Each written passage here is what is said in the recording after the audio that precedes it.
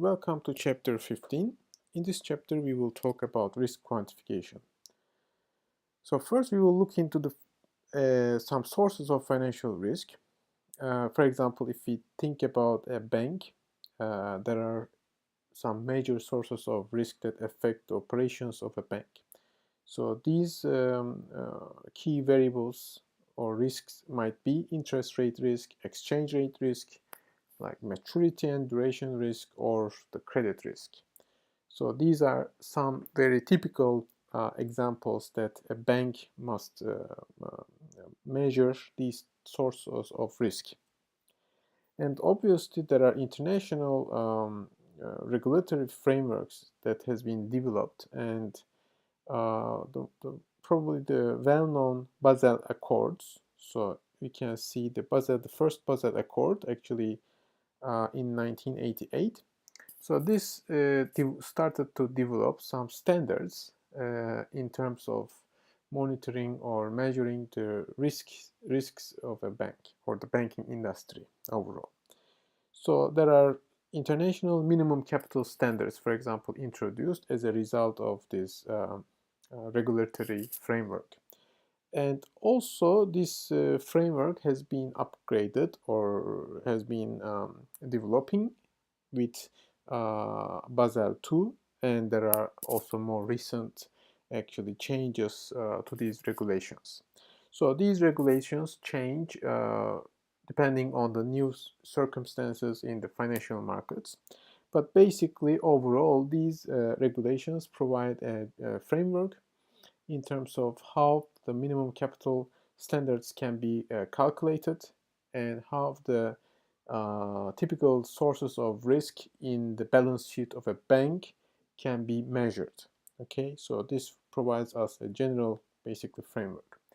But more specifically, we are going to be talking about measuring risk, and volatility is one of the key elements and in terms of how we measure the risk.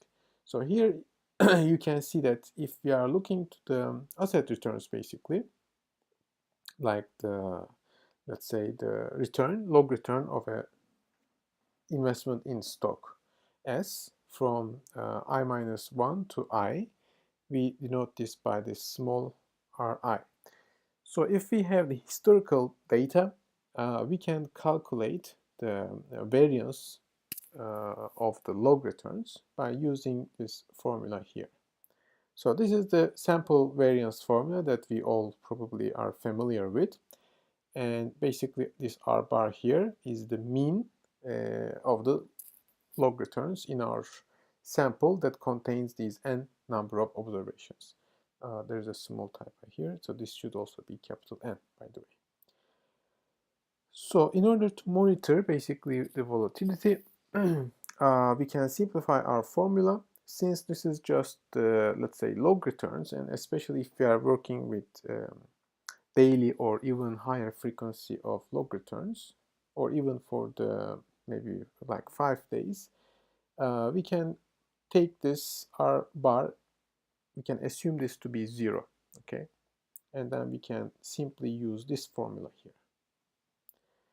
And also using a weighted average of these squared log returns is also a popular approach, in the sense that we might give, let's say, more weight to more recent observations. So these WIs might be customized. So we don't necessarily need to use the equal weights like in this formula. So we are using just the same weights for all the squared returns here, but we can actually generalize this by using a weight term, WI. So one other popular basically weighted averaging technique is the exponential weighted moving average, so known as the EWMA. So in the exponential weighted moving average, basically the formula is in this way.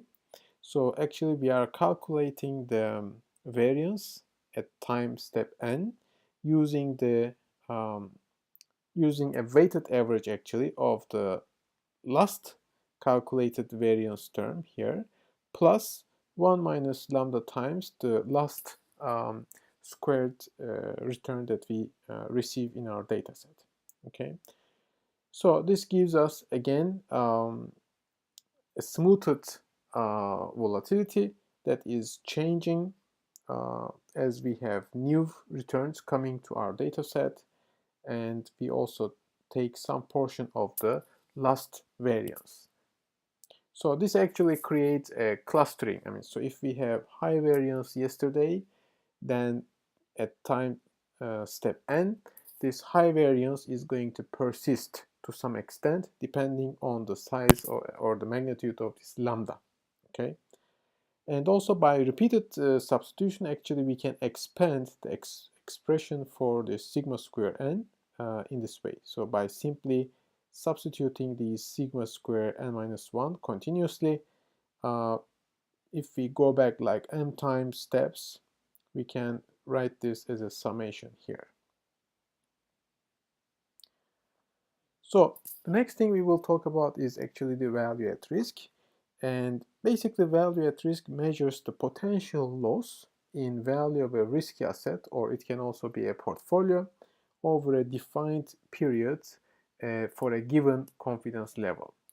So value at risk is going to be basically a statistical measure, and it will summarize us the riskiness of the financial asset, or basically the portfolio of assets, and it is basically defined as the maximum dollar amount expected to be lost over a given time horizon at a predefined confidence level.